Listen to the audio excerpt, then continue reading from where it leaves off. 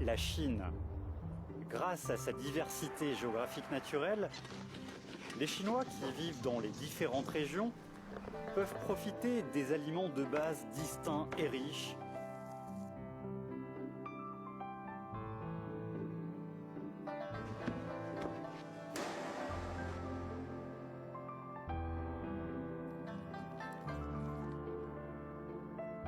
Du sud au nord, les aliments de base exquis et variés fournissent la plupart de l'énergie dont le corps humain a besoin, voire influencent les sentiments des Chinois vis-à-vis de la succession des 4 saisons, tout en leur apportant une vie abondante, saine et pleine de plaisir.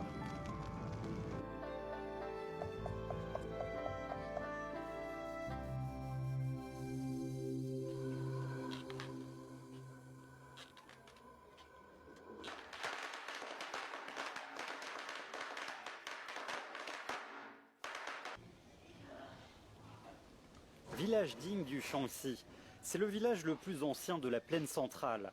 Les femmes au foyer y excellent à faire des aliments à base de farine. Les villageois appellent les céréales broyées en poudre farine.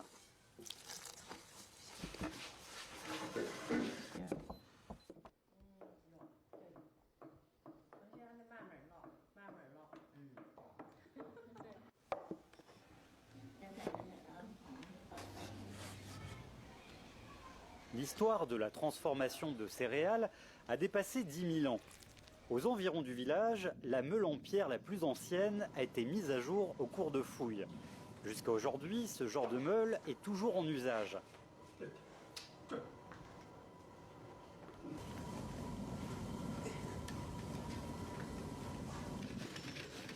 Les meules en pierre broient les grains de céréales en poudre. Ensuite, on va filtrer les impuretés grossières avec un tamis. Et seulement avec ce qui reste, on peut en faire des aliments à base de farine dans le vrai sens.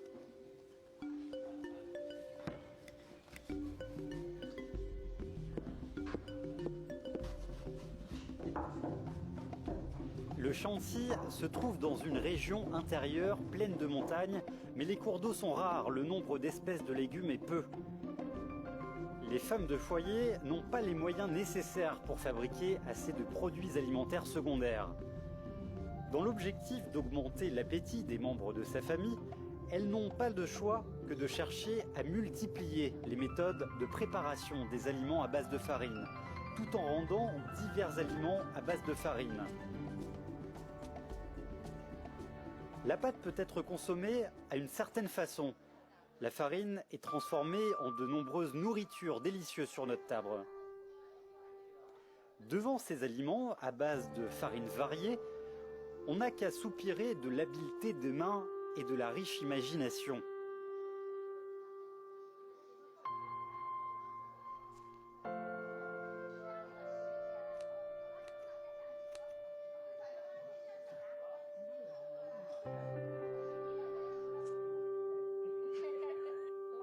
Lorsque les tantes du village digne travaillent d'arrache-pied pour préparer avec soin des pains cuits à la vapeur sous différentes formes destinées à un banquet d'anniversaire, depuis les grottes du plateau de l'Os se dégage de l'arôme de la farine qui flotte dans l'air.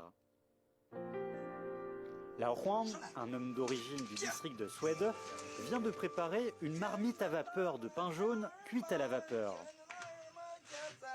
Après la transformation de la Huang de l'ancien